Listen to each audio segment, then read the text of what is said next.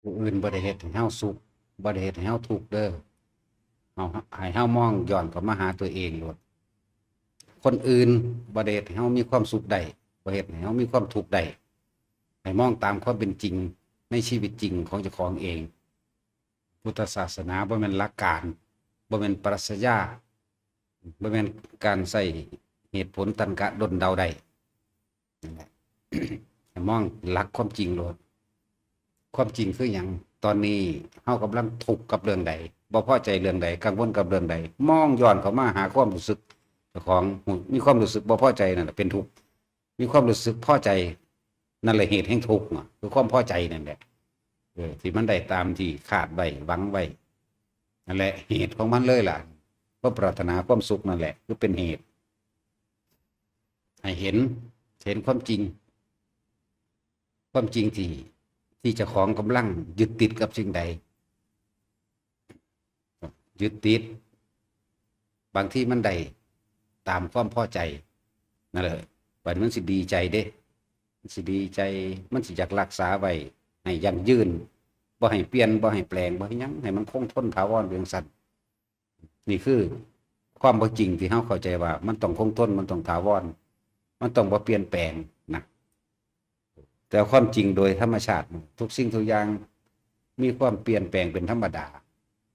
แล้วก็เข้าไปสู่ความเสื่อมสลายแตกดับเป็นธรรมดาคือคนเกิดมาตายนี่ความจริงต่างหากบัดนี้เฮาก็ทุกข์เพราะว่าหยังทุกข์เพราะว่ามันบ่ได้ดังใจมันบ่พอใจว่านี่สาเหตุแห่งทุกข์แท้ๆมาจากไสก็มาจากความพอใจนั่นแหละพอใจอยากให้มันได้แบบนี้แบบนี้คือเก่าอยากให้มันเป็นดังที่เจ้าของคิดไว้คือเก่าในความปรารถนาไว้คือเก่านี่แหมนี่แหละมองในปัจจุบันนี่คือการเห็นตามความเป็นจริงเห็นไปตามความเป็นจริงจริงแบบนี้สิ่งใดสิ่งหนึ่งเกิดเป็นธรรมดา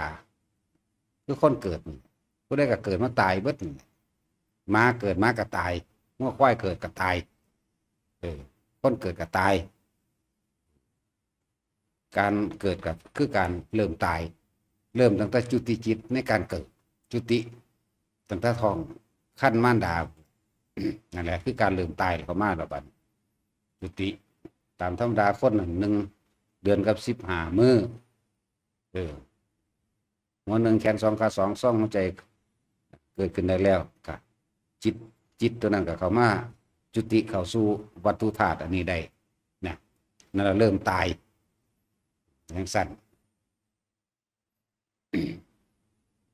บ่ว่าสัตว์บ่ว่าคนอันเดียวกันตายคือกัน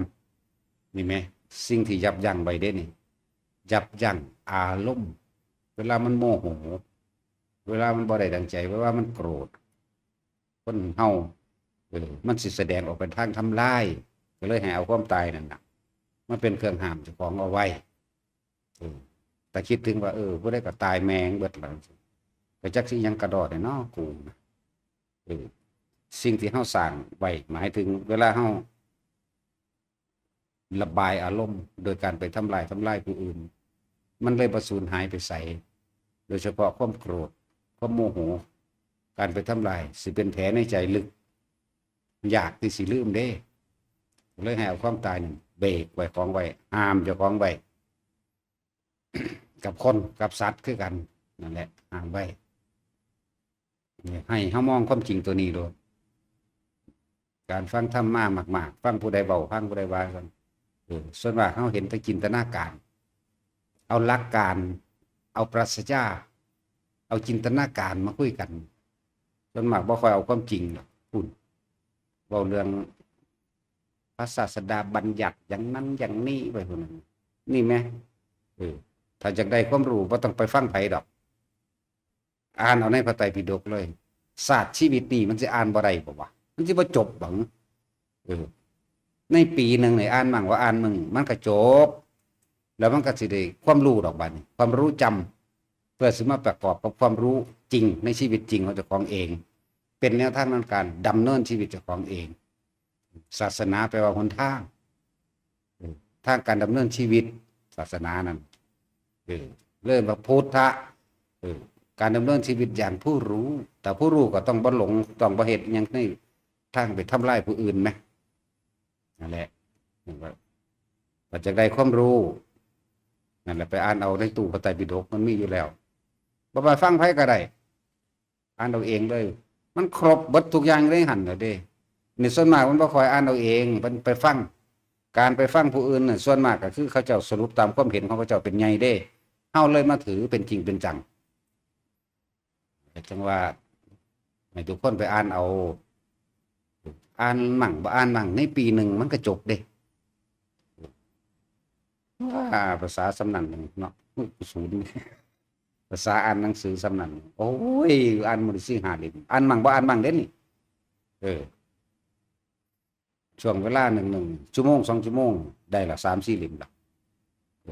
จังซั่นแหละมันเข้ามาในอารมณ์คือหยังเดียวบ่ธรรมดาเลยมันบ่อยากว่างเด้แต่มันได้จับปั๊บเข้าโลดมันดึงดูดเข้าโลดจังซั่นเครื่องอยู่ของเฮาเนาะเรื่องซั่นตัวแต่เกี่ยวกับหนังสือธรรมะหยังปึ๊บนี่คือประวัติหยดน้ำบนใบบัวของอีพ่อใหญ่บัวเฮานี่กะวันชั่วโมงเดียวนึงได้ละอ่านก็เลยมันดึงดูดมันว่างบ่ได้จักว่าล่ะประวัติปู่มั่นปฏิปทาเนี่ยพระกรรมฐานปู่มั่นจังซี่ก็ชั่วโมงเดียวสำนั้นก็เลย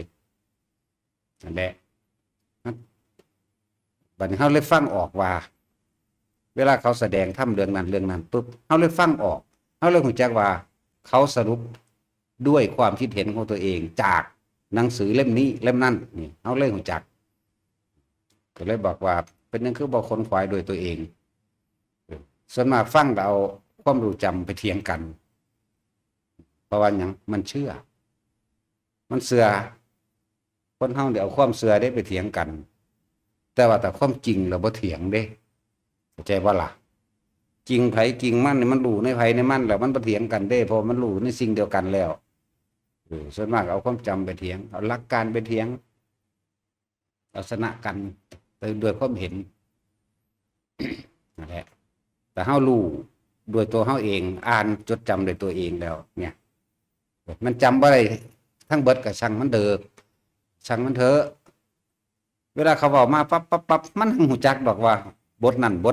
เล่มนั้นเล่มนี้ประวัติผู้นั้นผู้นี้มันหูจักเด้ตอนนั้นเฮาอาจสิลืมแต่ว่าถ้ามีผู้เว้าวับเพิ่นมาเฮาหูจักโลดนะเลยว่าอย่าไปเชื่อผู้ใดง่ายๆอ่านเอาเองโลดบัดชีวิตนี่สิบ่กล้าอ่านหนังสือจบบ่เนาะมันหันเข้ามาทางนี้เต็มที่ของมันบ่แห้งแล้วแม่เฮ็ดเล่นแล้วก็ได้เล่นนั่นล่ะว่าเฮ็ดจริงก็ได้จริงนั่นล่ะจังว่าบ่อยากให้เชื่อผู้ใดง่ายๆเพราะหยังเขาสรุปเอาตามความเห็นของเขาทิฏฐุปาทานเอาความเห็นตัวเองเป็นใหญ่เห็นบ่ล่ะจากศิรพตุปาทานการได้ยินได้ฟังนั่นการได้ยินได้ฟังได้รู้ได้เห็นมาได้อ่านมาคำว่าเห็นมาน่ะบ่แม่นเฮ็ดเป็นเด้รู้จักบ่ล่ะโอ้เห็นเขาเฮ็ดจังซี่นะกูเห็นมาแล้วแต่ว่าผู้อื่นเฮ็ดจักว่าล่ะ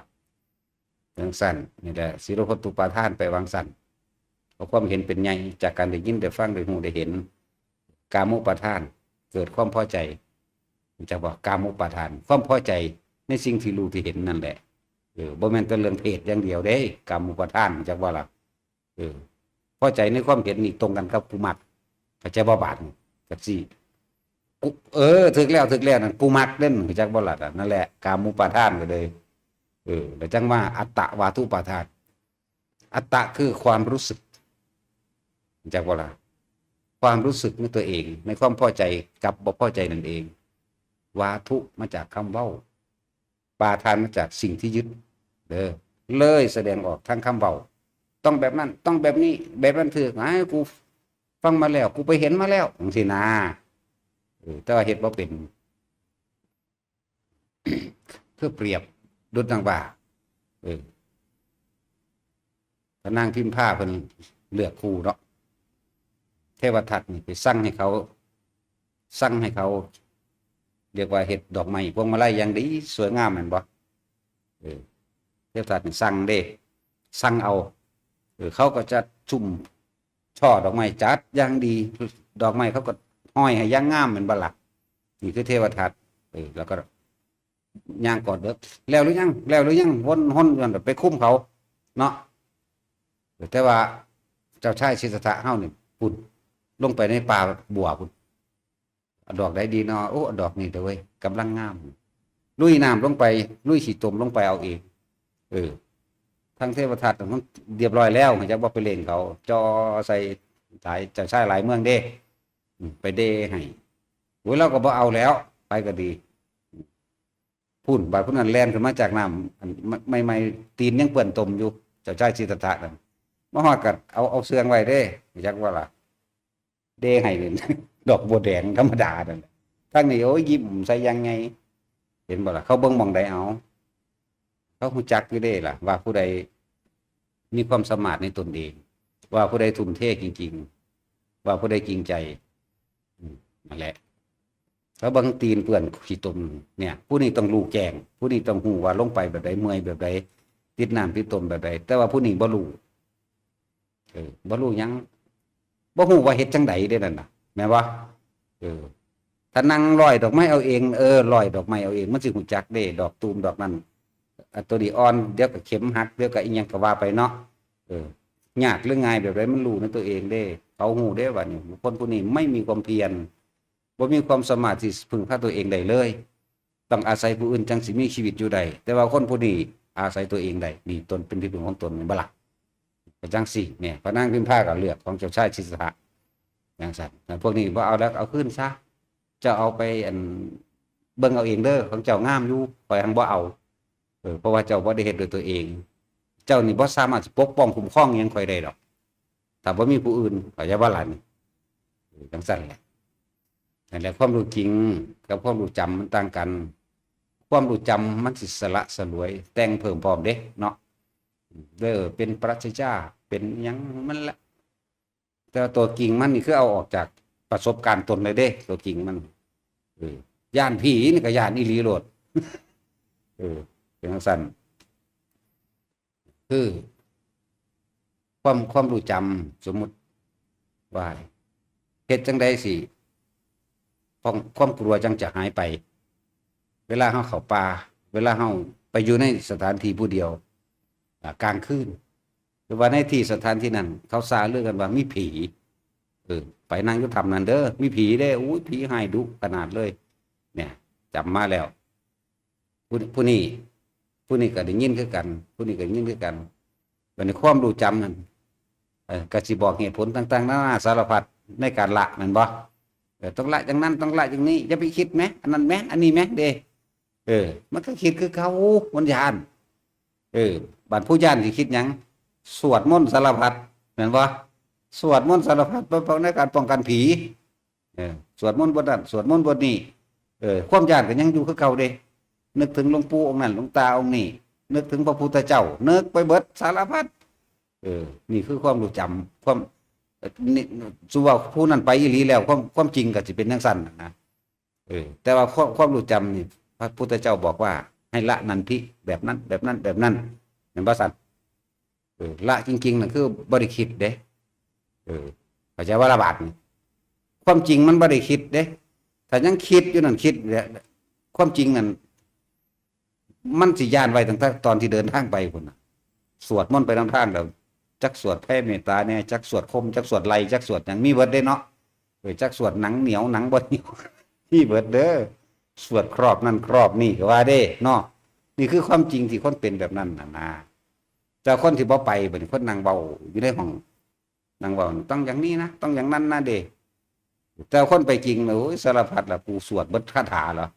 จักสิเอาคาถาได้มางัดมาสวดมันย่านเนาะตราบใดที่ยังคิดอยู่นั่นน่ะมันก็ยังย่านอยู่คือเก่าย่านตัวมันยังสวดนั่นนี่เนาะบัดนี้มันเบิดนะสิพึ่งสิพาแล้วมันเลยกลับเข้ามาละด้วยวิธีการรู้ลมเข้ารู้ลมออกถ้าบ่ฮู้ลมเข้าบ่ฮู้ลมออกมันก็คิดสารพัดแล้วมันดีบ่ดีบ่ไปซ้ำเนาะนั่นซั่นคือความรู้จริงความจริงมันเป็นแบบนั้นคนไปจริงๆสิฮู้จักเจ้าของว่าโอ้โหกูสารพัดได้กูสวดคาถานี่เนาะนึกถึงหลวงปู่หลวงตาพระพุทธเจ้าตั้งสมัยใดกูก็นึกได้บรรยานมันจะก็ล่ะนั่นคือยังมีความเปิดเผยในความหวาดหวั่นการของครัวอยู่นี่ ผู้ว่าท่านได้เคยไปวันนี้นี่ก็เข้าสู่ลมหายใจละนันทิด้วยการไม่หายใจด้วยการไม่คิดเพราะจับอยู่กับลมเหมือนเวลาปัดผู้ไปอีหลีมันแมนตีสารพัดเนาะบัดนี้เฮาก็ไปดูเข้าดูเขามันก็เลิกหายกลัวเศร้ายานเองดอกมันชินกับสถานที่หนึ่งแล้วก็คนที่ฝึกตนเอง เข้าใจดีแล้วว่าละแบบใดละก็คือการรู้ลมเข้าออกต่างหากเฮาก็เป็นคุณแต่สมัยนี้สวดอีอีอยู่กับพ่อแห้งกูอิติปิโสมันคล่องคือยังเดมันคือยังเปลี่ยนอยู่เนาะมันฝาดผีเนาะเสือกตักน้ำสั่งแซงด้วยสันมันขอดไว้เด้ขอดเป็นระยะแล้วก็ใส่ศอกหน้ามวนพวกเลี้ยงง้อเลี้ยงควายสิเข้าใจอยู่ดอกม้วนใส่ศอกนะแท็กซี่มึงเคยเห็นบ่นั่นละผีเด้มันฟาดใส่กู มันหอยอยู่หน้าประตูข้างเขากูก็เป็นผู้หอยเอาเองกูเป็นผู้ตักน้ำเองเนาะก็หอยแล้วกูก็เปิดหน้าต่างนอนมันฮ้อนย้ำฮ้อนเสื้อกันฟาดปุ๊วะมาใส่โหลดกูเกาผ่าห่มคุ้มหัวเอากูกัดสวดมนต์พ่อกูได้กูก็ว่ากูเก่งอยู่ได้แล้วสวดมนต์ก็เลยกูเบิดคาถาทั้งโลกแล้วผมมีได้คาถาทั้งโลกกันเลยผมแสลงแงงมึงกูแข็งกูบายเล็กกามึงกูกาเล็กตายมึงกูบายเล็กหอดมึงหอดปานไฟปากกูอมเดือนตะวันย้อยเสือผมเพิกเบิดคาถานำก็มาทั้งบัดนี้เป็นไรมาเลยแต่ยาดีถ้าปูตายกรณียมัตตะกุศลกับไปไปหอดบทสุดท้ายก็เอาบทอิติปิโสมันจังไรเป็นแบบอีไปเลยนั่นแหละนี่แม่ความจริงมันแม่ความจริงมันสิเป็นอย่างสี่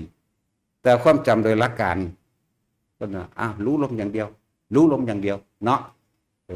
ความเข้าไปมันสิรู้ลมใดบ่กูย่าน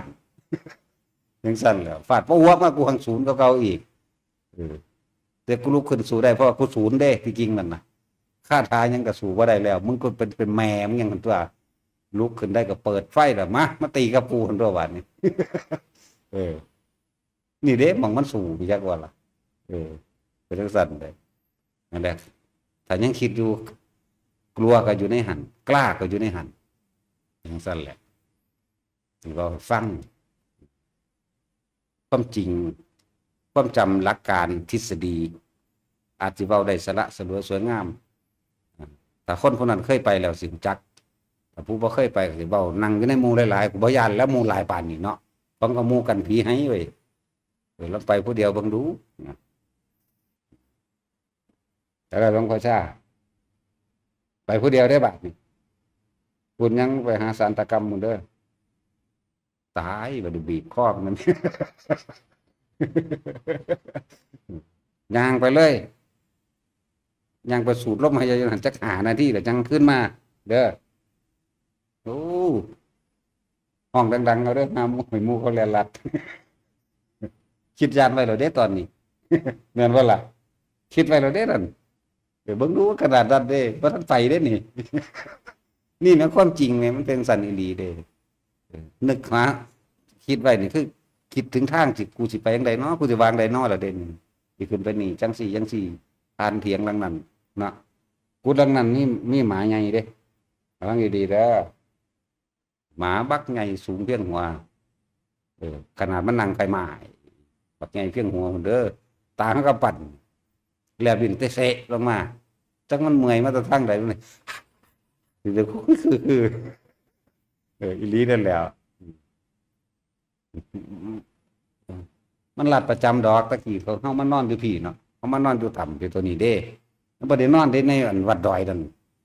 หลายคนเขายังเข้าใจว่าเขาอยู่วัดดอยเด้บ่ได้อยู่เลยเด้อพี่มาพี่ตลอดเด้อพี่มันนอนอยู่ต่ำพี่ทั้งเธอก็อยู่กุดหลังมันเซ่ๆนั่นเด้ตะกี้มันเซ่เด้บ่ได้ตั้งตรงเด้หมู่พญานาคกับยายกับใดมันสุกขึ้นว่าพญานาคนั่นแหละมันสุกขึ้นตัวนั้นแหละเวลาสิย่างมามันก็นั่งไขหมาหันใส่หน้าใส่เฮาล่ะแลบลิ้นบักยาวคาสิลิ้นก็เลยคาซอกอยู่แต่เซะก็บ่เฮ็ดหยังเลยก็ย่างกายไปไกลมากแต่มันตะกี้ไว้มันเตะหมาเราเด้สิได้เตะบ่สิพาหลับ พูดถึงว่าคนเคยไปนั่นแหละแต่ว่าหมองใดที่เฮาย่านที่สุดก็ไปหมองหันแหละไปดูเขามันก็เห็นความคิดเจ้าของดอกมันนั่งจับจุดได้ดอกว่าสิละกิเลสแบบใดนั่นน่ะคนเฮามันย่านเพราะว่ามันคิดกล้าก็ความคิดกลัวกับความคิดไม่คิดต่างหากจึงไม่มีกล้าไม่มีกลัวเด้อแล้วเฮาสิเห็นจุดที่เฮาสิทำลายมันได้ดอกนาความคิดเจ้าของไปยึดมันถือมันกับเรื่องใดนี่มันสิเน้นเข้าไปเรื่องใดแน่ย่านที่สุดย่านเพราะว่าหยังย่านเพราะว่าย่านตายเด้อบัดนี้เนาะบัดหาคนก็ว่าบ่ย่านตายแต่ย่านเจ็บเนี่ยก็ย่านตายคือเก่านั่นแหละมันจะไปย่านหม้องใดอีกอะไรมันจังสิมีจุดจับเอาดอกนั่นจังสิน้อมเข้ามาเรื่อยๆดอกความคิดเฮาสิสั่นเข้าตอนแรกมันสิคิดปั่นป่วนไปเบิดบัดนี้สั่นมาใส่สั่นมาลมหายใจนี่แหละมันเบิดคาถาแล้วล่ะคาถามันสู้หยังบ่ได้หรอก มันย่านมันท่องคาถาของเฮามันเบิดคาถาแล้วมันศูนย์ได้มันถึงขีดมันเตะได้บัดนี้เรื่องสั่นแล้วบ่สั่นสิตื่นบ่ผีนั่งถึงองค์น้ำบักไงเด้เปื่อยอัญญะอยู่อีหานั่นก็เลยผมมันยาวกากสากตกหัวเก่าเด้หัวอยู่มันเด้แบบนั้นอีหลีเด้เงยหน้ากันก็ห้องสุดเสียงคือกันนั่นแล้วมันตื่นเว้ยห้องสุดเสียงเลยแล่นไปกำลังสิแล่นเข้าประตูพุทธนั่นแหละศูนย์กลับขึ้นมาใหม่หนีแหมเอ้ยย่านแท้ก็โดดถีบสองขานี่แม่ความจริงมันแม่ความจริงมันเป็นแบบนี้ที่เฮาเป็นโดดถีบสองขากับพูดแล้วเบิ่งใส่ปากองค์แดงใหญ่เด้เนาะฟาดตกลงทางพุ่นแล้วเก็บว่าสั่นศูนย์ก็เข้าอีกพี่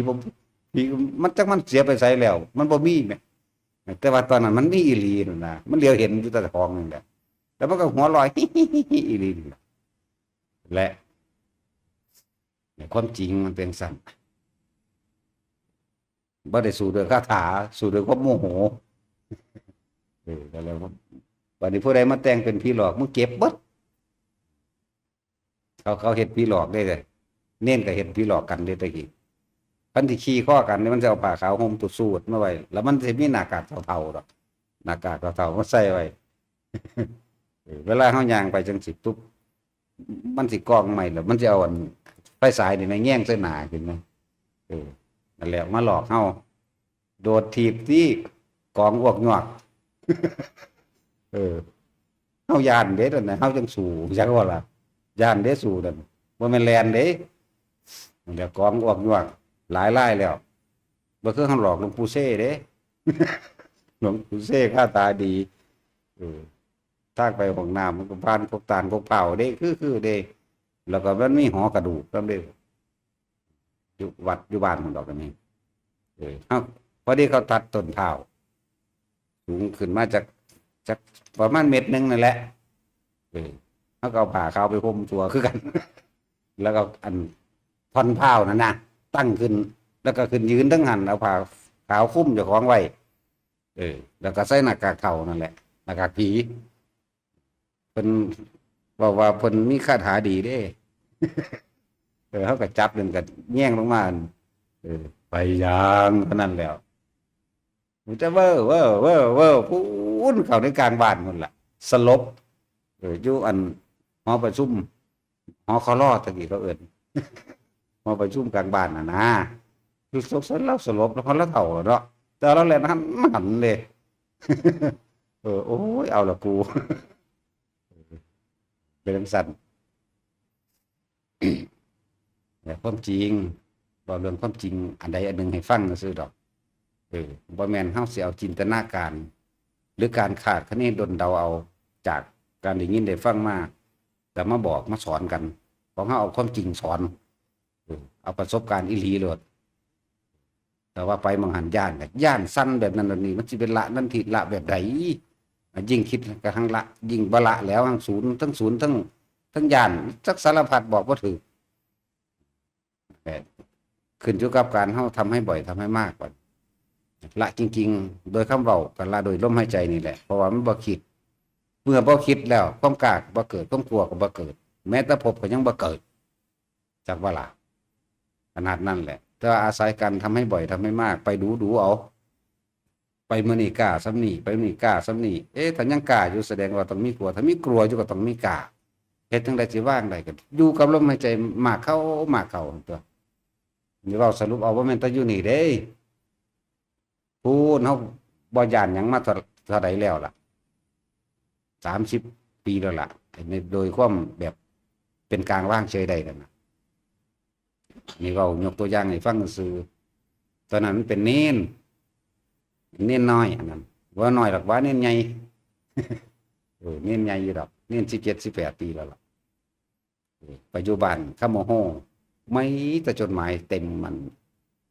บินโตอยู่พญาศิลป์ มีแต่จดหมายเต็มบินโตดู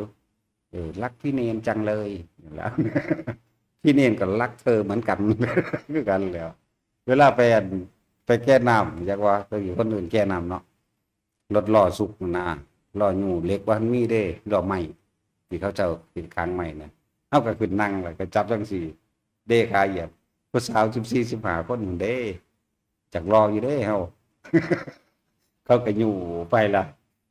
แย่งกันอยู่เฮาเด้ตักน้ำมือละเต็มองค์แดงซุมือหมดละนะครับโอ้โห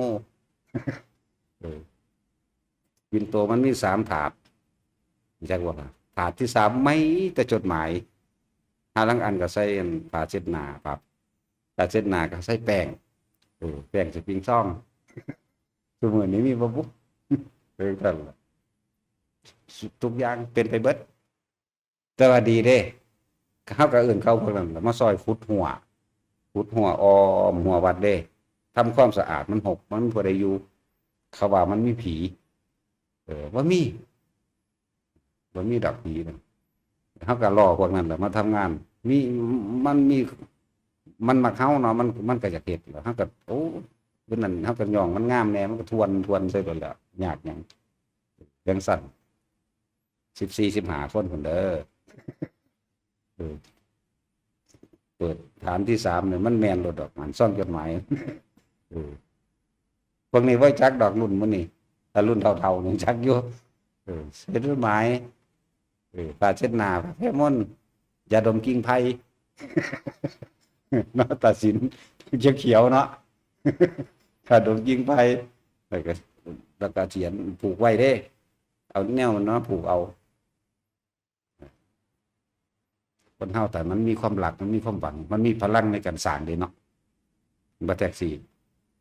มันมีพลังในการสร้างเด้เขาก็เก่งเด้บ่เมื่อยเด้ เขาก็เก่งขนาดแบกไม้ก็ได้สามัคคีกันดีคือหยังนี่เด้แต่ยามเมื่อจักมันสิผิดกันบ่ผิดกันแต่ว่าตอนอยู่น้ำหนาเฮามันบ่ผิดกันเรื่อยๆเด้น่ารัก เก่งเด้พากันขุดเฮ็ดลักจวนเด้ซั่นมีชินเจ้าของจักลักจวนบ่ เฮ็ดลักจวน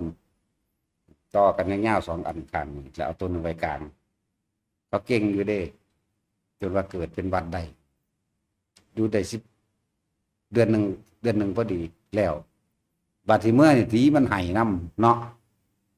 เฮาบ่ไห้เด้พอเฮาไปทางใดก็บ่อึด เป็นสั่นบ่อึดเนาะ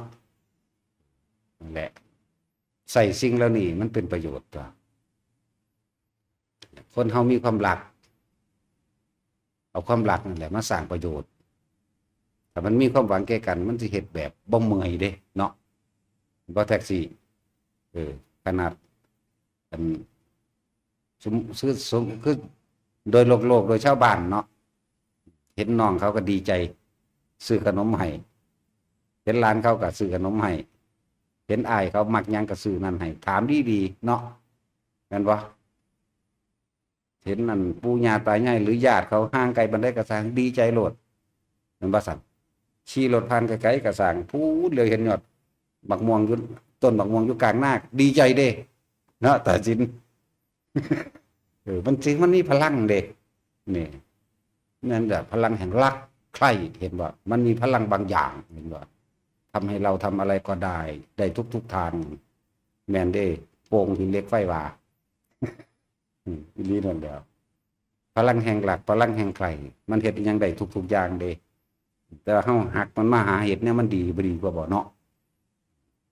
หลายคนอันนี้เว้าให้ฟังเป็นบางอย่างที่เป็นความจริงที่เฮาเฮ็ดมาแล้วนะถ้าเขาสร้างวัดเด้ธรรมดาบ่แต่ต่อไปเดี๋ยวนี้ชื่อบ่ได้แล้วคือสิเฒ่าเสพๆเพิ่นเบิดละไฟก็ดีคือสิเตบเสพตาบสาบอยู่จังซั่นแหละจากหัวเด้แย่งกันอยู่เนาะก็สิเห็นธรรมดาเด้ก็นั่งอันรอสุกเด้ซั่นนั่งกลางแล้วก็จับข้างๆที่หน้า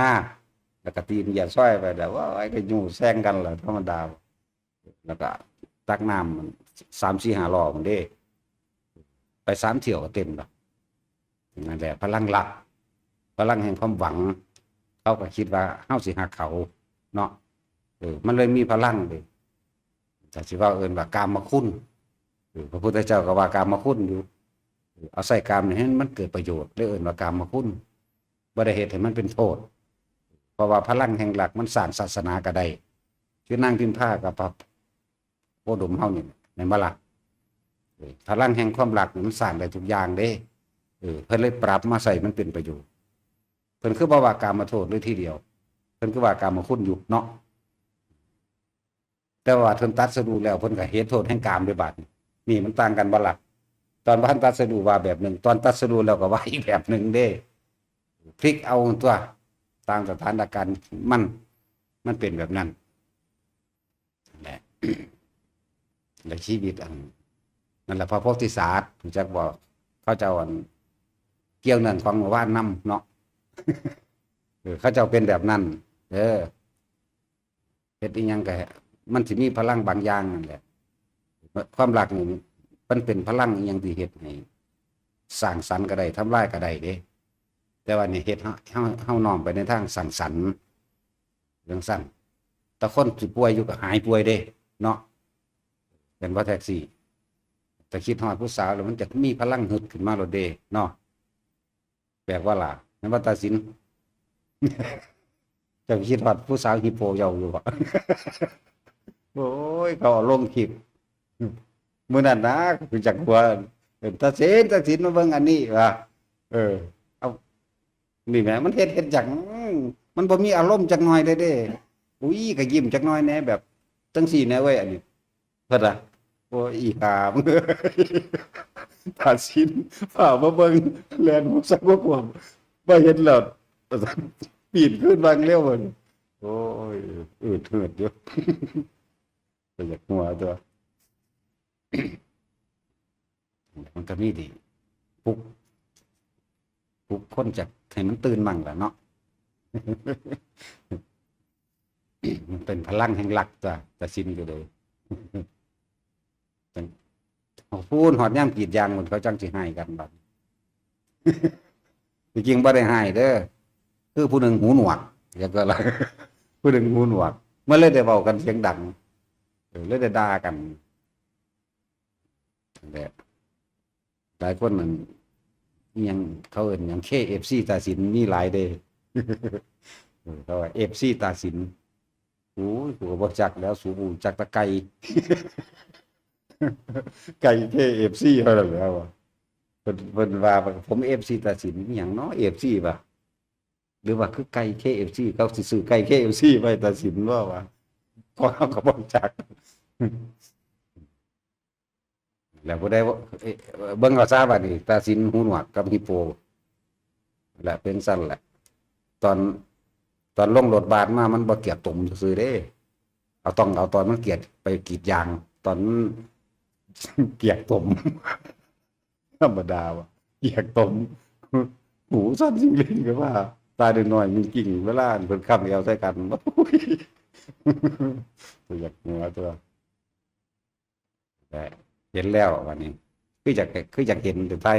ลงให้เขาในสูเขาคืออยากเห็นตาสินแต่ว่ากันพญานายก็เห็นแล้วนายช่างประจำถาดเข่งตั้งแต่มือแรกเล่นเท่าเดี๋ยวนี้หรือสิตายค่านี่ล่ะพญานายพญานายกับยายคำใดบ่มีสมองปึ๊กอันนั้นว่าแต่ว่ายังขึ้นอ้ายโลดจังนั้นอีหยังเลินก็บ่ได้ มีแต่สิตายเนาะผู้ใดไอซื่อๆก็สิให้โลดจังเป็นอีหยังวันนี้นายกับยายวันนี้นายกับยายกำใดบ่มีสมองเขาก็ทายให้เห็นแล้วเด้ซั่นสั่นแหละนอกเรื่องจักหน่อยเนาะมักเลยคนถ้านอกเรื่องนี่เนาะจักมักก็อันในเรื่องอีกถ้าว่ารู้ลมเข้ารู้ลมออกอาการพิดีจังซั่นจังซี่อย่างงกงักเข้าโลดเหงานอนก็โลดอันแนวสิให้เอาให้เป็นสาระถ้าเว้าเรื่องจังซี่ล่ะแม่นมักจังซั่นอะไรเฮาเอาเวลาเฮาฟังธรรมจังซี่ส่วนมากการได้ยินได้ฟังถ้าคนที่บ่มีประสบการณ์จริงๆสิเว้าแต่หลักการดอกบ่ได้เว้าความจริงที่มันเป็นมาบ่ได้เว้าความจริงที่รู้เห็นมาเด้สิเว้าแต่นำหนังสือโดยหลักการแล้วโดยเฉพาะสรุปเอาความเห็นของเป็นใหญ่เด้อสรุปเอาความเห็นจากของเป็นใหญ่อันนี้เฮาบ่ให้สรุปเฮาบ่ให้เชื่อพร้อมมีแต่ว่าเว้าให้ฟังบ่ได้เว้าให้เชื่อถ้าผู้ใดเชื่อเนี่ยยังโง่หลายยังไกลหลายเฮาต้องไปพิสูจน์ด้วยตัวเองต้องพิสูจน์ด้วยตัวเองซะก่อนเมื่อรู้แจ้งตามประสบการณ์จริงและปัญญาของเจ้าของเขาไปรู้เขาไปเห็นตามนั้นอีกแล้วนั่นเจ้าสิเชื่อหรือว่าเชื่อเจ้าสิว่างหรือว่างก็เป็นเรื่องของเจ้าต่างหากเด้แต่สำหรับคนที่อยากได้ความจริงอยากถึงความจริงให้รู้กายรู้ใจของเองน้อมเข้ามาสู่กายเจ้าของกายนี่บ่เที่ยงแน่นอนเป็นแบบใดตะกี้ก็เด็กน้อยเด้อซั่นมันคิดเป็นหน้าง่ายๆได้ภาษากายตะกี้ก็เด็กน้อยบัดนี้คือเฒ่าแม่นบ่ล่ะนี่แม้ความบ่กี่ลังแม่นี่แม้ความไม่เที่ยงแม่มีคือเกิดขึ้นเป็นธรรมดาหรอกนะในระหว่างที่มันยืดเยื้อมาเนี่ยเจ็บไข้ได้ป่วยก็มีนั่นมันเป็นทุกข์เพราะว่าหยังทุกข์เพราะว่าหิวเพราะว่าร้อนเพราะว่าหนาวปวดหัวปวดแขวเป็นนั่นเป็นนี่เหยียบน้ำมีดบาดมือหรือว่าถูกของมีคมทิ่มแทงหลายอย่างเป็นฝีเป็นหนองมีเบิดนั่นนั่นมันเบิ่งง่ายๆได้ภาษาเบิ่งกายซื่อสุดท้ายแล้วมันก็ต้องตายมั้ยเท่าก็ตายบ่เท่าก็ตายได้บาดนี่แล้วแต่ได้ความตายนี่มีแน่นอนอยู่แล้วนี่เบิ่งง่ายๆแต่ว่าเฮ็ดจังใดจังสิบ่เกิดนี่แหมบ่เกิดก็ง่ายคือกันบ่เกิดนี่แค่ระงับดับความคิดโดยลมหายใจนี่แหละจึงบอกว่าเฮาเน้นย้ำเอากายกับใจเจ้าของเด้อถ้านี้ออกจากกายกับใจแล้วเป็นอันว่าผิดทางจากบ่ล่ะผิดทางเบิดเด้ธรรมะนี่เพิ่นเน้นรักกายกับใจของเจ้าของพุทธเจ้าเทศนามากที่สุดกับขันธ์ห้านี่นึงเด้ในบางอุปทานในขันธ์นี่ขันธ์ห้านี่ร่างกายคนเฮาเป็นทุกข์เพราะว่ายึดบ่อยากแทกเผาบ่อยากแก้บ่อยากเก็บบ่อยากปวดบ่อยากป่วยมันบ่ยอมรับความจริงแค่ร่างกายตัวนี้มันบ่เที่ยงมันบ่แท้มันบ่แน่มันบ่นอนเมื่อเฮารู้เท่าทันมันแล้วบ่เข้าไปยึดมั่นถือในกายนี่เนี่ยมันก็เข้ามาสู่คำว่าใจตัวนี้นั่นแหละเฮ็ดจังได๋สิระงับดับความรู้สึกบ่ได้นี่แม่ทั้งเบิดละอารมณ์ความรู้สึกในความยินดีพอใจหรือคำว่าอาสวะอารมณ์ความรู้สึกที่ยังคล้องเกี่ยวอยู่เด้ข้องเกี่ยวอยู่ในความพอใจตัวเดียวนั่นแหละไปก็ดีถ้าจะยุบถ้าอยากระงับก็ต้องรู้อยู่ในลมหายใจนั่นที่หลายๆคนที่ถามเกี่ยวกับสภาวะหรืออาการหรือปรากฏการณ์ที่เกิดขึ้นเฮาก็อยากว่าจากเทศอยู่ซุมื้อนั่นแหละจังซี่ก็ให้มันนั่นมีจักหน่อยแหน่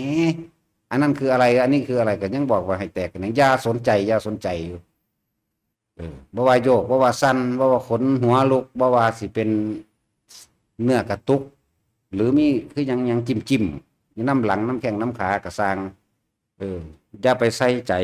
อย่าไปจดจ่ออย่าไปค้นหาอย่านำความสงสัยอันนั้นมาสรุปผลว่าคือหยังร้ายหรือดีนั่นเป็นอุปจาระสิ่งที่อุบัติขึ้นมาให้จิตไม่ตั้งมั่นให้จิตว่าตั้งมั่นอยู่ไสตั้งมั่นอยู่ลมผู้ใดไปให้ความสำคัญจุดใดจุดหนึ่งสิถูกลังไว้ทันทีมันสิเอาจุดนั้นดึงให้เฮาบ่ข้ามความรู้สึกนั้นเด้อเพราะว่าเฮาไปให้ความสำคัญมันแล้วก็เลยเป็นทุกข์เป็นกังวลอยู่ในจุดนั้น เป็นจังซั่นกันให้มันนิ่งให้มันเที่ยงแท้เถอะนิ่งอยู่กับลมหายใจนี่แหละอยู่ในลมหายใจไม่ได้แต่คืออยู่ในเวทนาแห่งกายคือตัวนี้เอาเฮาอาการปิติเนี่ยแล้วก็หรืออยู่ในการคือเฝ้าสังเกตจิตก็ได้จิตเบากายเบานั่นเองแล้วจังเบิ่งสิ่งทั้งหลายทั้งปวงเกิดขึ้นกระทบ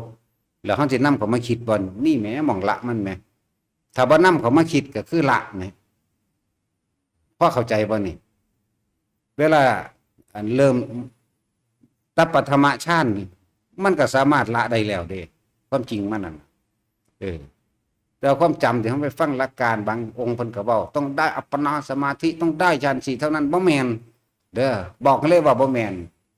ผู้เขาเจ้ายืนฟังธรรมบรรลุได้นั่นได้ฌานหยังเดี๋ยวนี้แม่นบ่ล่ะแค่ทำความเห็นให้ตรงมันก็ได้แล้วเด้นั่นยอมรับบ่ขัดบ่ค้านบ่แย้งตามความเป็นจริงมันแหมสมัยตะกี้ก็ว่าพุทธเจ้าเทศนาคือจังพวกอันอิหยังล่ะจะดินน่ะ3พี่น้องน่ะ1,000มันบ่จะดิน3พี่น้องพวกอาราระดาบทอุตการาบทจะดิน3พี่น้องนี่พระเจ้าเคยยืนฟังธรรมคือบรรลุเบิดโลดได้ไปบำเพ็ญบางใดเดี๋ยวนี้นั่นว่าซั่นยืนทำความเห็นตรงเพิ่นเทศนาบทอันว่าด้วยของร้อนได้นั่นน่ะว่าด้วยของร้อนตาเป็นของร้อนเพราะรูปอันเนื่องจากรูปเมื่อเฮาเห็นรูปแล้วความคิดนึกปรุงแต่งในรูปของบุคคลสัตว์สิ่งของเมื่อความคิดปรุงแต่งความนึกเกิดความเร่าร้อนกระวนกระวายในความอยากได้นั่นเลยร้อนนั่นว่าสั่นนั่นแหละจักขุสมิงปีนี้ปินทติเป็นถ้าเฮาบ่คิดบ่นึกแล้วด้วยตาเฮาเห็นนะแต่ว่าเฮาสิเอามือได้ดับเอาลมหายใจนั่นแหละเห็นทั้งที่เห็นนี่แต่ว่าไม่คิดไม่นึกมันก็จบแล้วได้ล่ะเนี่ยเขาเจ้าก็เห็นตามจริงนี่เด้ล่ะเพื่อว่าบรรลุอรหันต์เป็น1,000 องค์พุ่นเนาะเทศกันที่3จังซั่นล่ะหรือเทศกันแรกก็เป็นธรรมจักรนี่ก็พระอัญญาโกณทัญญากับบรรลุโสดาบันผู้เดียวนี่ได้ล่ะจังซั่นแล้วเทศกันที่2ด้วยว่าอนัตตลักษณ์นะว่าด้วยสิ่งทั้งหลายทั้งปวงหาสาระแก่นสารบ่ได้ล้วนเขาสู่ความแตกดับทั้งนั้นเรียกว่าอนัตตลักษณสูตร3สูตรนี่แม้สำคัญคือหยังนี่เคยได้ยินบ่3สูตรที่เราให้ไว้น่ะ3สูตรนี่เหลือเฟือแล้วจึงบอกแต่ละคนว่าบ่ต้องไปศึกษาอีหยังอีกก็ได้ดอก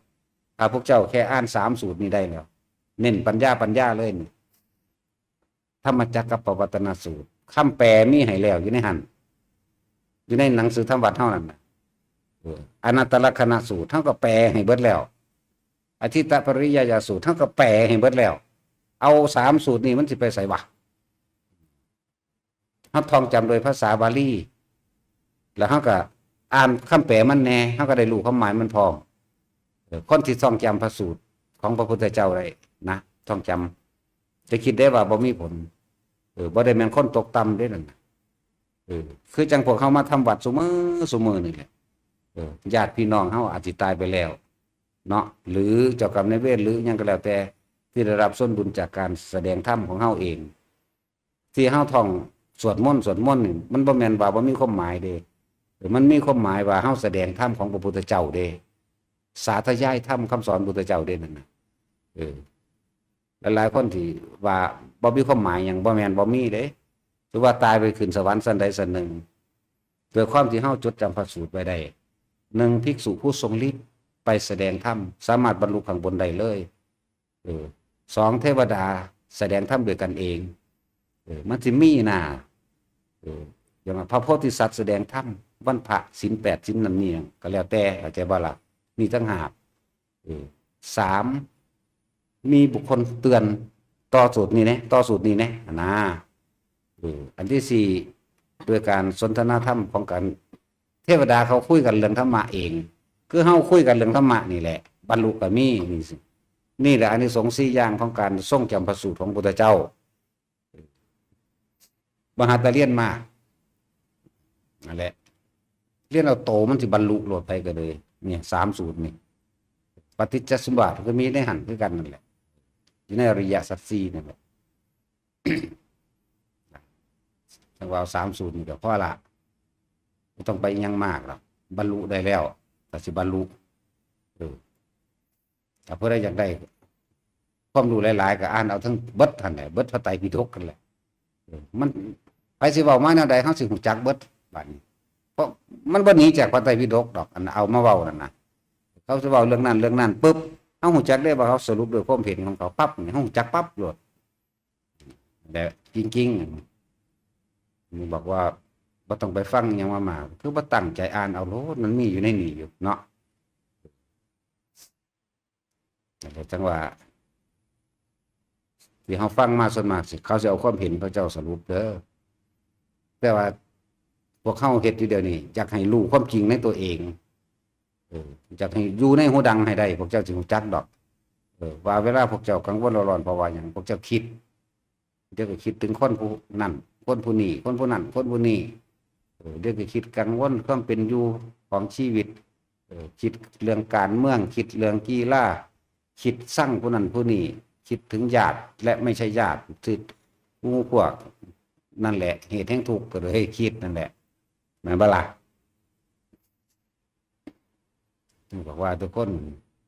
ให้สังเกตตนเองโลดเครื่องวัดเจ้าของเองวัดเจ้าของเองคืออารมณ์ผู้ใดละอารมณ์ได้ทั้งเบิดทั้งปวงแล้วมันก็จบละนี่คือมองมันจบแต่ว่าบัดนี้มันบ่ทันได้จบเฮ็ดจังได๋ผู้ใดละได้มากได้น้อยขึ้นอยู่กับตัวเองเฮ็ดเอาเองเด้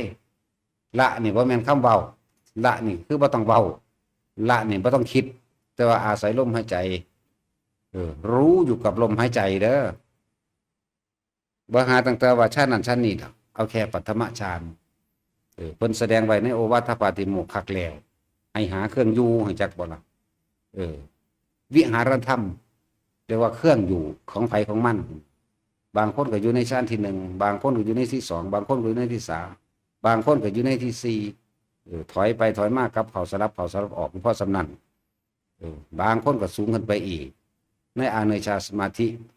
ในอรูปฌานทั้งหลายอันนั้นมันเป็นของพระอนาคามีขึ้นไปดอกอันพวกนั้นอาเนชาสมาธินั่นจากว่าล่ะที่เขาเถียงกันนี่นะตั้งแต่ซับบาลีมันก็บอกว่าถือเรานั่นว่าแท็กซี่มันเคยเบิ่งว่า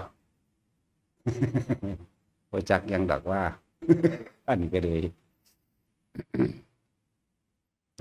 เป็นไหนมีเครื่องอยู่ของไผของมันเขาบ่ต้องไปอยู่ลึกล้ำยังก็ได้ดอกแค่รู้ลมหายใจเข้าออกตลอดทั้งมีอาการปิติเกิดขึ้นระหว่างการคิวเขาเองเอาละไปจะซ้ำนั่นแหละให้สังเกตโลดไปถ้าจะความรู้สึกอาการปิตินี่หายปุ๊บแสดงว่าเขาไปคิดรักคนนั้นเกลียดคนนี้แล้วคุณเอาความรู้สึกไปอยู่น้ำผู้อื่นหรอสังเกตเจ้าของไหม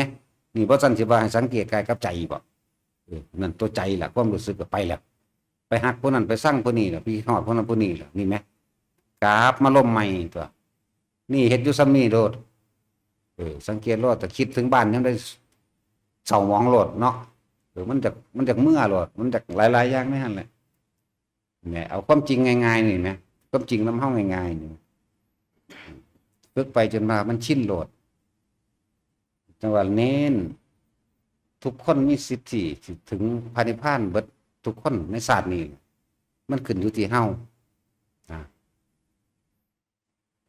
ผู้ที่ปฏิบัติธรรมของพระศาสดาแม้น้อยที่สุดนะจักบอก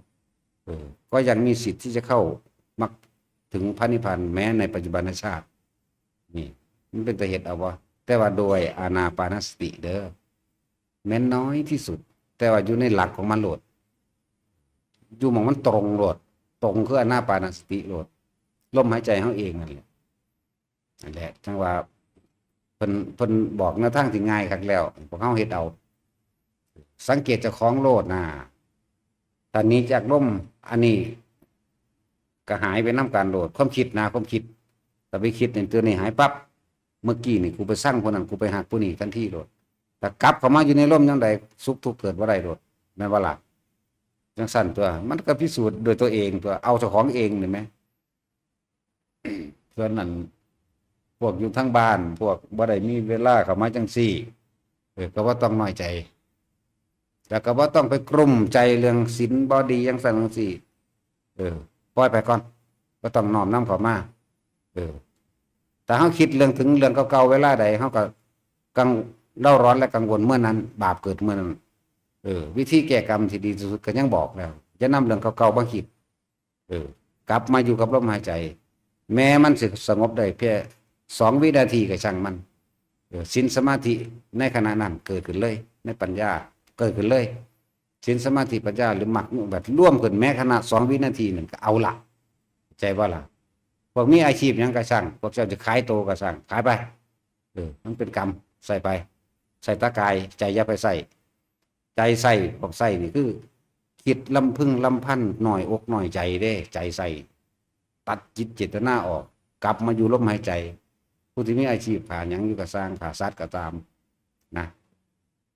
ตัดออกซะก่อนไม่ต้องไปกังวลจะไปหาเหตุผลมาเบาแล้วอันนั้นล่ะแล้วอันนี้ล่ะไม่ต้องมาลมหายใจหรือเบิ่งลมหายใจเจ้าของเรามีอาการปีติเกิดได้ปั๊บในขณะนั้น2 วินาทีนั้น3 วินาทีนั้นศีลสมาธิปัญญาเกิดขึ้นแล้วนี่ให้แนวทางเด้ให้ทุกคนมีกำลังใจแล้วก็เป็นของจริงได้ว่าได้ตัวเฮ็ดได้นี่จักว่าล่ะพิสูจน์เจ้าของเอาเองตัว